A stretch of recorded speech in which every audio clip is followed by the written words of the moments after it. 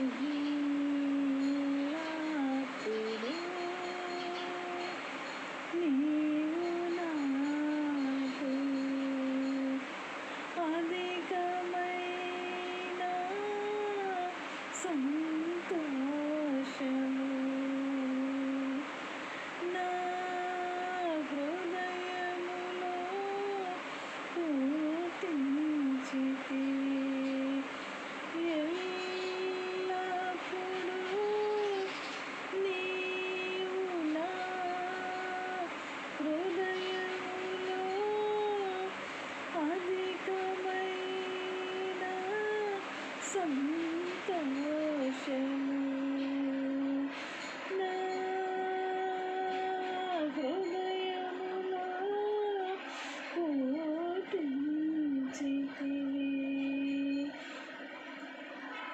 ఎల్లప్పుడూ నీవు నన్ను, ఎల్లప్పుడూ నీవు నన్ను అధికమైన సంతోషము, అధికమైన సంతోషము. నా హృదయములో పుట్టించితివి. నా హృదయములో పుట్టించితివి. ఎల్లప్పుడూ నీవు నన్ను, ఎల్లప్పుడూ నీవు నన్ను సురక్షితముగా నివసింపజేసితివి.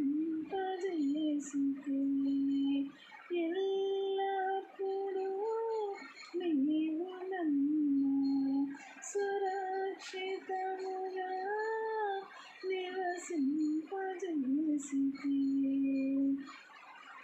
ఇరుకులో నాకు విశాలతను కలుగచేసినది నీవా.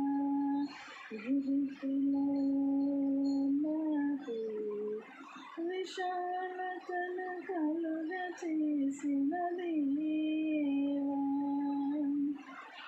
నీకే స్తోత్రమయ్యా, నీకే వందనమయ్యా, నీకే స్తోత్రమయ్యా, నీకే వందనమయ్యా.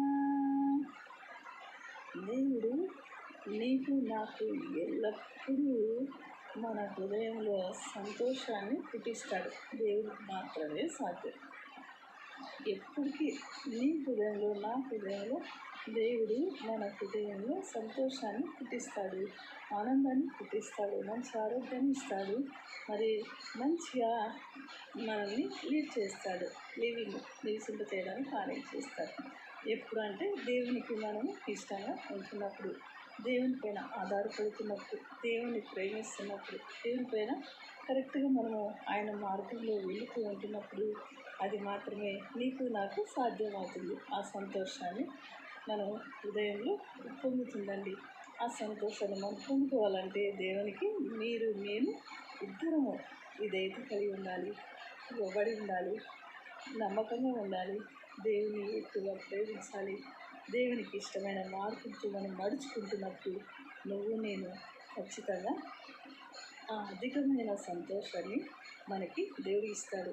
ఈ వాక్యం ఎప్పుడుందంటే ఏషియా 26:3లో ఏం చెప్తుందంటే, నన్ను ఆనుకొని ఉన్నవాళ్ళు సంపూర్ణమైన సంతోషము, ఆనందం కలుగుతుంది అంటున్నాడు దేవుడు.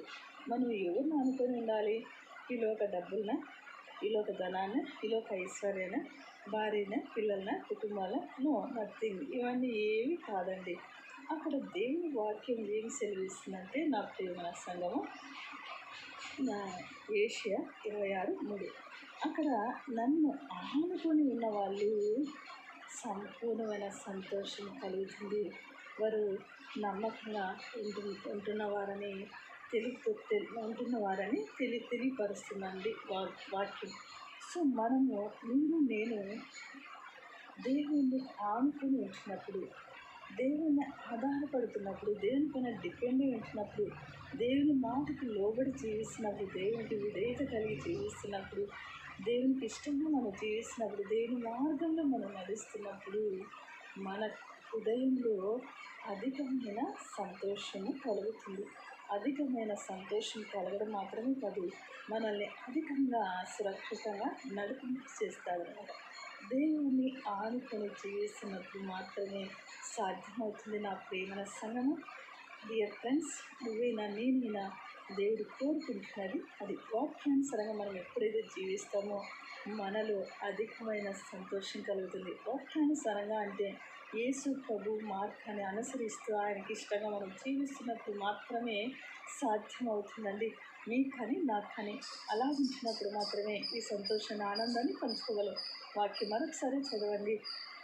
మరి బైబిల్ తెలియని వాళ్ళు, బైబిల్ లేని వాళ్ళు మొబైల్లో డౌన్లోడ్ చేసుకుంటే మీకు ఇష్టమైన లాంగ్వేజ్లో, మీకు ఇష్టమైన భాషలో ఆ వాగ్దానం చదివి దేవుణ్ణి ఆనుకొని జీవించాలని నేను మనసారా కోరుకుంటున్నాను. అలా జీవిస్తున్నప్పుడు మాత్రమే మన హృదయంలో అధికమైన సంతోషం ఉంటుంది.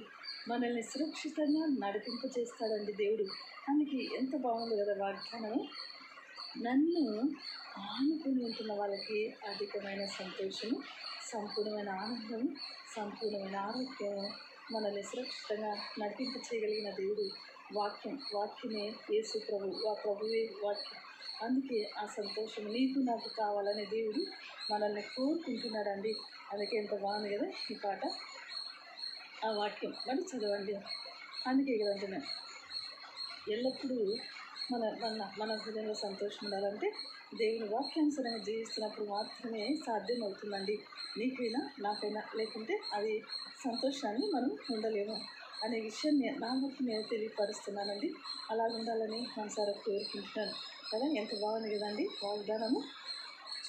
మన జీవితాల్లో కూడా అలాగే నడిపిస్తాడు. ఎంత బాగుందో. యేసయ్య మనల్ని చాలా మంచిగా కోరుకుంటున్నాడు, నిన్ను నన్ను.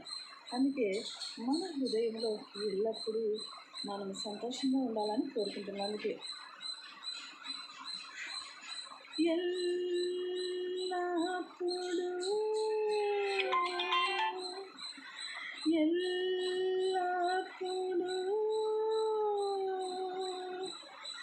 నీవు నన్ను, ఎల్లప్పుడూ నీవు నన్ను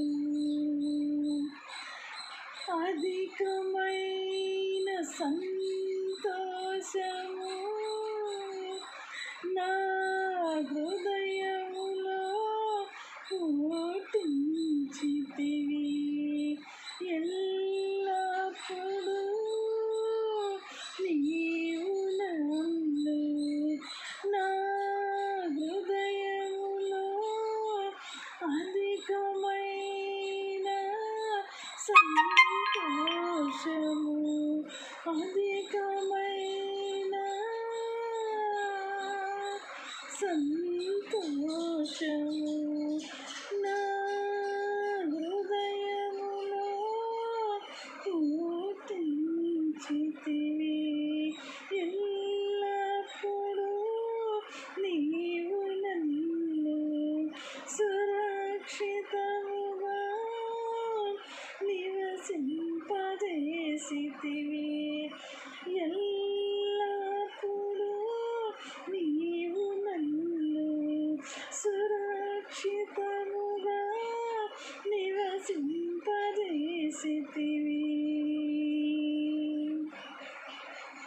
ఇరుకులో నాకు విశాలతను కలుగజేసిన దేవా, ఇరుకులో నాకు విశాలతను కలుగజేసిన దేవా, నీకే